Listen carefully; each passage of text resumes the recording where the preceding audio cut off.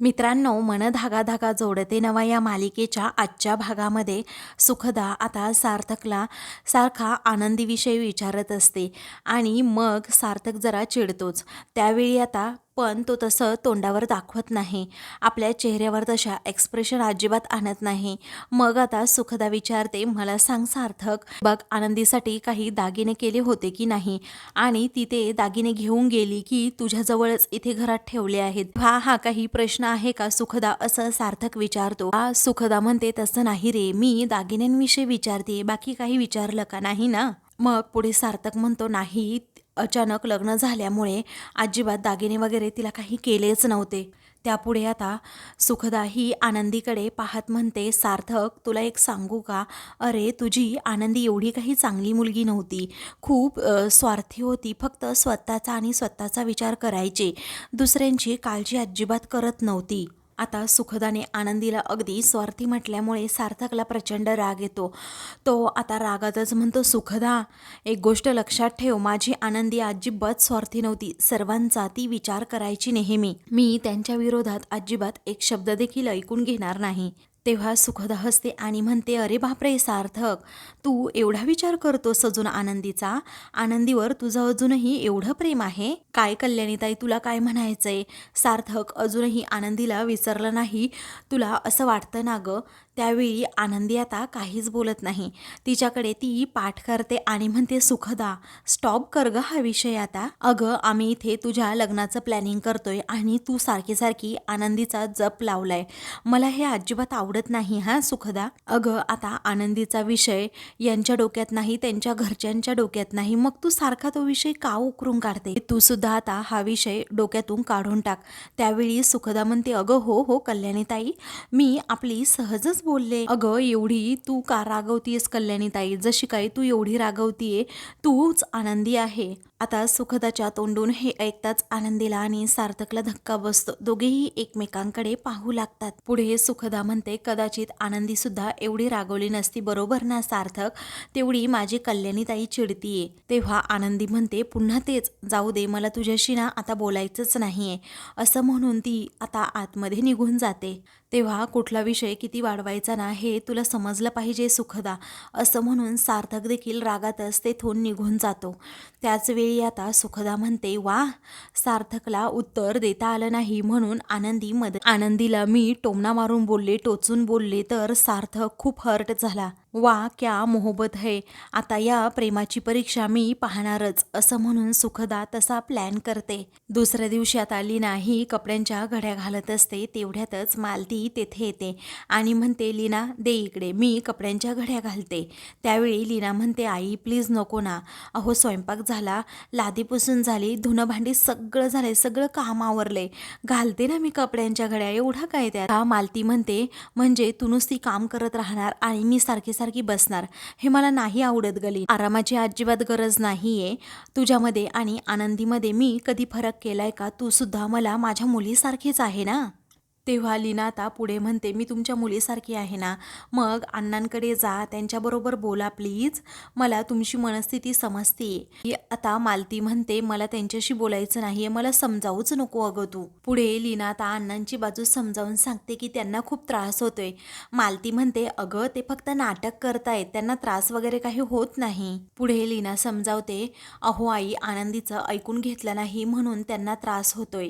आता तुम्हीही त्यांच्याबरोबर अबोला धरलाय, मग अजून त्यांना किती त्रास होत असेल सांगा बरं. तेव्हा मालती म्हणते की कसं आहे ना, बोलण्या अगोदर विचार करावा. मग लीना म्हणते, तुमचाही राग फक्त वरवरचाच आहे आई. अहो, आजही आठवणीने तुम्ही अण्णांसाठी गोळ्या काढून ठेवता, 4 कप चहा ठेवता त्यांनाच गृहीत धरून, आणि आज तर त्यांच्या आवडीची भाजी सुद्धा केलीये तुम्ही. आई प्लीज बोला ना त्यांच्याशी. मग आता मालती म्हणते, मला त्यांच्याशी बोलायचं नाहीये, मी तुला सांगितलं ना लीना, आणि तुला जर त्यांची बाजू घ्यायची असेल ना तर मी माझी चालले. लीना आता हात पकडून म्हणते, आई अहो थांबा ना प्लीज. पुढे लीना म्हणते, तुम्ही ना त्यांना खडसावून जाब विचारा, तुम्ही ना लहान मुलीसारख्याच वागता कधी कधी. तेव्हा मालती म्हणते, मी नाही वागत लहान मुलीसारखी कधी, तुझे अण्णा वागतात.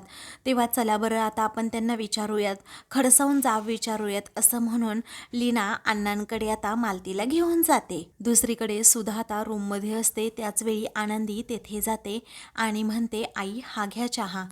आता आनंदी ही सुधाला चहा देते तर सुधा खूपच अस्वस्थ असते. म्हणूनच आनंदी विचारते, मला तुमचा चेहरा खूप अस्वस्थ झाल्यासारखा वाटतोय, तुम्हाला नक्की काय झाले? मग आता सुधा म्हणते, कुठे काय झाले? त्यावेळी आनंदी म्हणते, नाही तुमच्या चेहऱ्यावरून स्पष्ट दिसते आई, मला सांगा ना प्लीज. मग आता सुधा म्हणते, वामनशास्त्रींनी जे काही सांगितलं त्यामुळे मला खूप भीती वाटायला लागली आहे. तेव्हा वामनशास्त्रींनी असं काय सांगितलंय तुम्हाला जेणेकरून तुम्हाला एवढी भीती वाटतीये? आनंदी विचारू लागते. आज सुधा म्हणते, तुला काय करायचंय त्याचं? मग आता आनंदी म्हणते, प्लीज आई, मला असं वाटतंय की सुखदाला माझ्याबद्दल आणि सार्थक सरांबद्दल सर्व काही समजलंय. हे ऐकताच आता सुधाला प्रचंड धक्का बसतो. मग आता ती म्हणते, तुला असं का वाटलं? मग आता मला तिच्या बोलण्यातून सगळ्या गोष्टी स्पष्ट जाणवत आहेत. कारण ती ज्या प्रकारे बोलतीये, ज्या पद्धतीने बोलतीये, ज्या टोनने बोलतीये ना, तो टोन काही एवढा खास दिसत नाहीये. असं म्हणून आता ती सुधाला सांगू लागते की तुम्हाला वामनशास्त्रींनी काय सांगितलं ते सांगा. आपल्याला काहीतरी मार्ग काढावा लागेल यातून. आणि तुम्हालाही माहीत आहे ना, सार्थक सरांचं आणि सुखदाचं लग्न व्हावं यासाठी मी सुद्धा पूर्णपणे प्रयत्न करतीये. त्यावेळी आता सुधा म्हणते, तुला जेवढं सांगितलंय ना तेवढंच काम तू कर. म्हणजे तुझ्या आयुष्याबद्दल सगळं काही तिच्यापासून लपवून ठेव. त्यावेळी ठीक आहे असं आनंदी म्हणते आणि तेथून जाणार असते. पण पुन्हा मागे वळून ती म्हणते, आई तुम्हाला जर काही बोलावंसं वाटलं कधी तर मला नक्की सांगा आणि माझ्याबरोबर या बोलायला. तेव्हा ठीक आहे असं सुधा म्हणते आणि टेन्शनमध्ये येते. जर सुखदाला सार्थक आनंदीबद्दल सर्व समजलं तर हे लग्न मोडणारच असं सुधा मनातल्या मनात ठरवूनच टाकते. पण काय करावं कळतच नाही. काही वेळानंतर आनंदी आपली पर्स घेऊन बाहेर निघालेली असते. तेवढ्यातच सुखदा आता तेथे येते आणि विचारते, कल्याणीताई अगं थांब ना, कुठे बाहेर चालली आहे का? मलाही तुझ्याबरोबर यायचंय.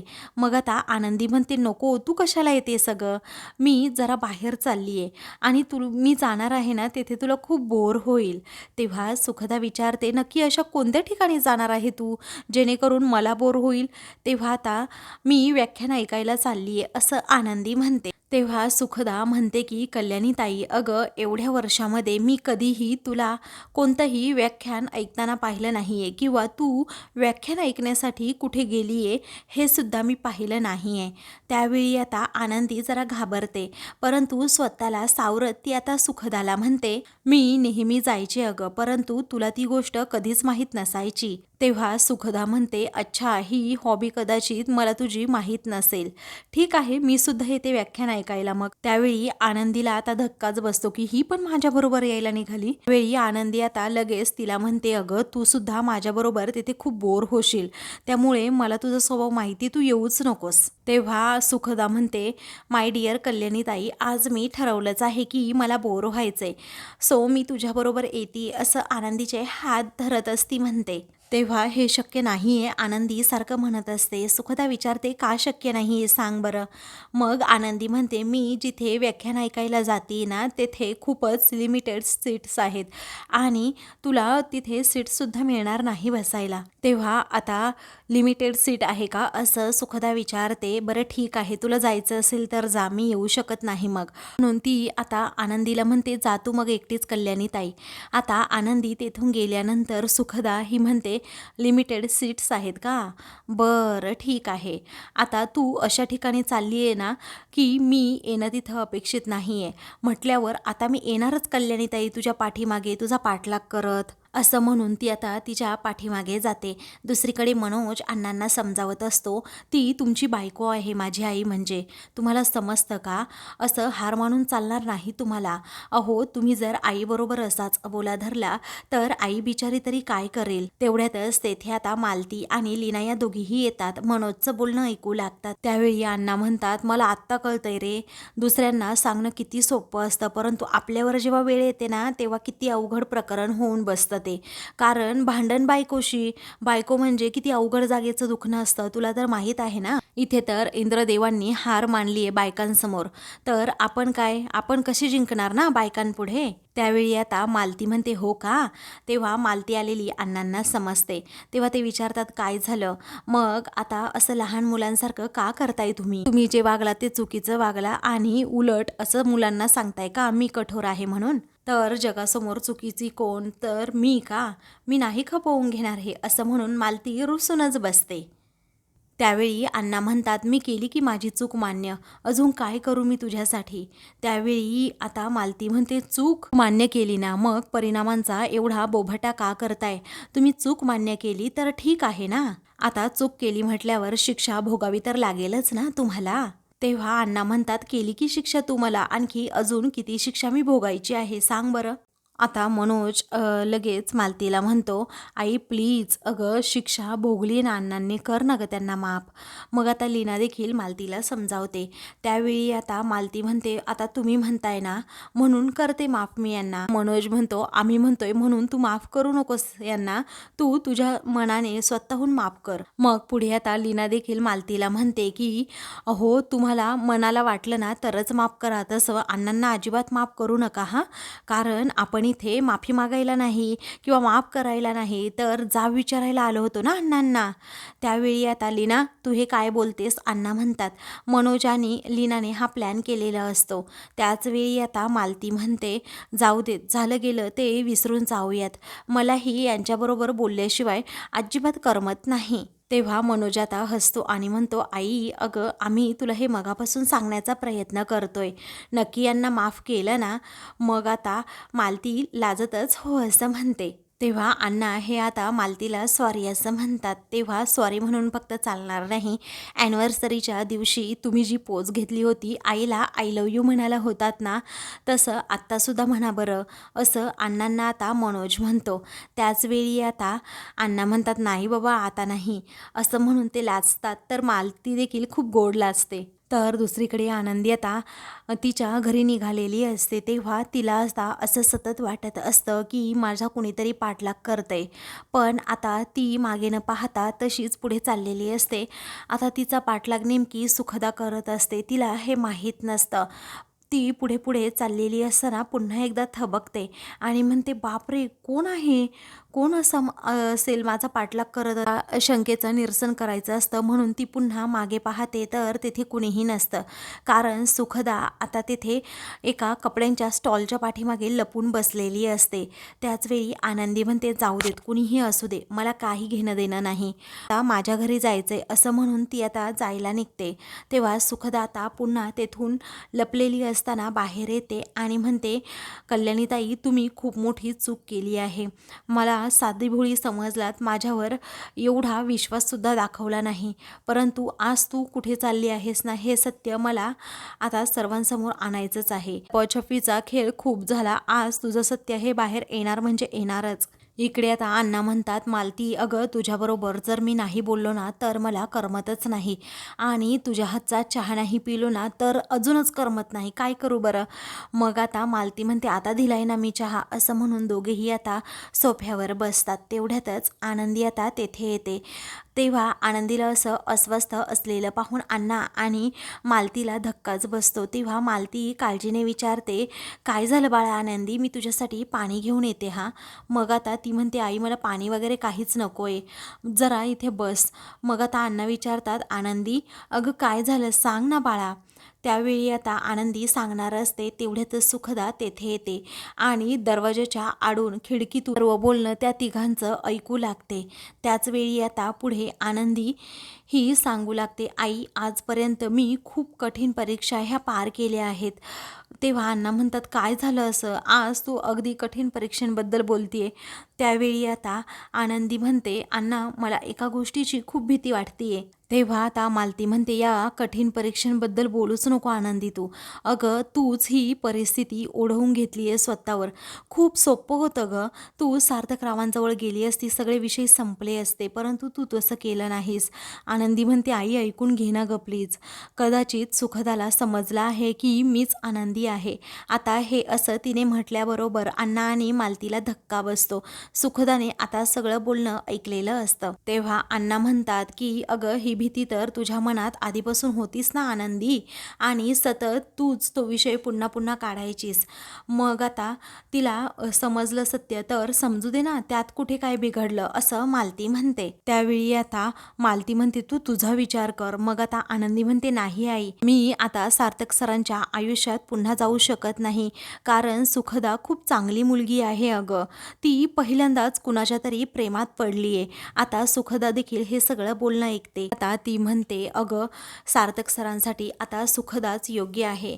आणि आई ऐक ना, मी सार्थक सरांच्या आयुष्यात पुन्हा जाऊ शकत नाही, मग एकटेपणाचं दुःख त्यांनी आयुष्यभर का भोगावं असं मला वाटतं. आणि मला पूर्णपणे खात्री आहे त्या दोघांचा संसार अगदी चांगला होईल, सुखाचा होईल. आणि सुखदाच्या आईवडिलांचे माझ्यावर खूप मोठे उपकार आहेत. आता जशी जशी आनंदी सुखदाबद्दल बोलू लागते तशी तशी इकडे सुखदा खूपच इमोशनल होते. तेव्हा मी सुखदाच्या आईवडिलांना तसा शब्द दिलाय की सुखाच्या आड मी कधीही येणार नाही आणि तिला आयुष्यभर सुखात तिला मी ठेवेन, कारण ती माझी लहान बहीण आहे सुखदा म्हणजे.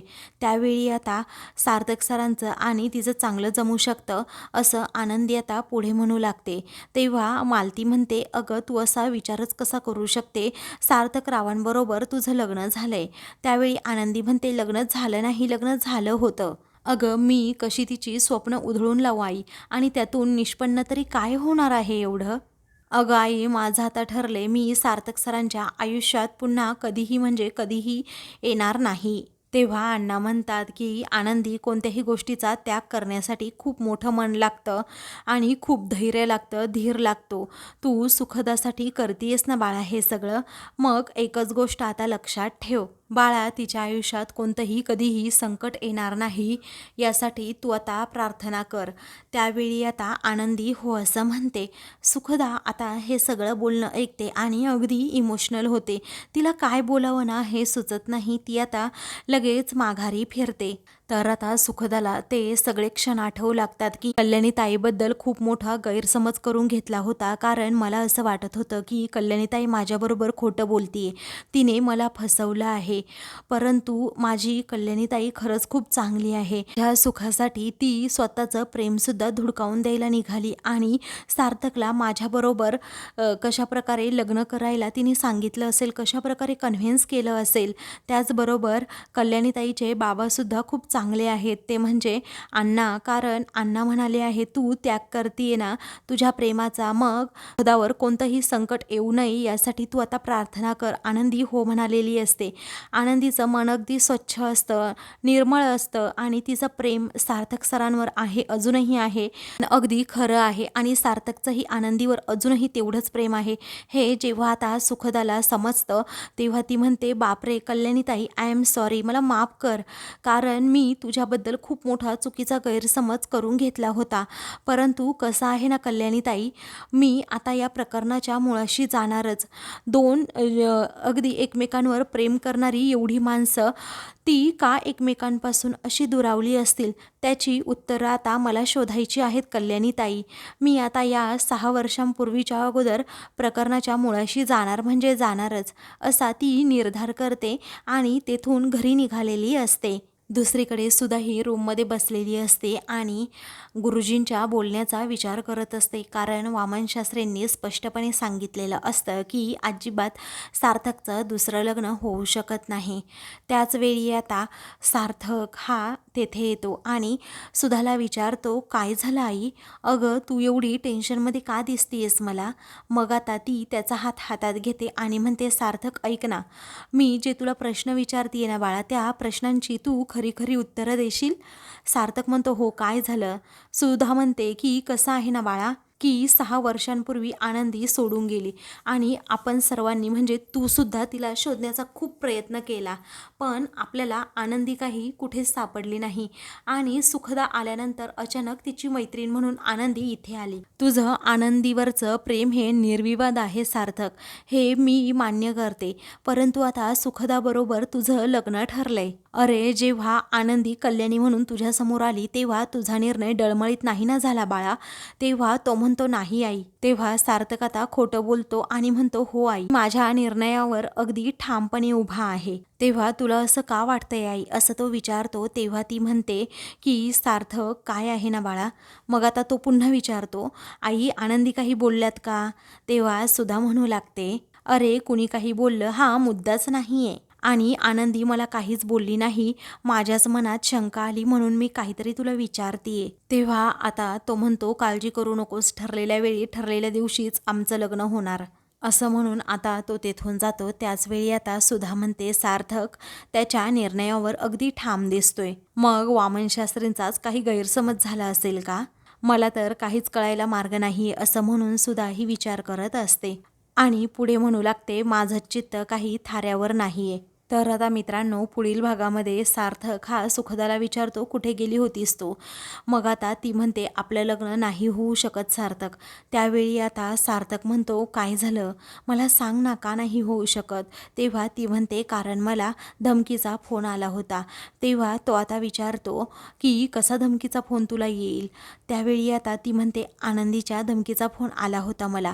मग आता सार्थकला धक्काच बसतो. अशाच मालिकेंचे पुढील भाग पाहण्यासाठी चॅनलला सबस्क्राईब करा.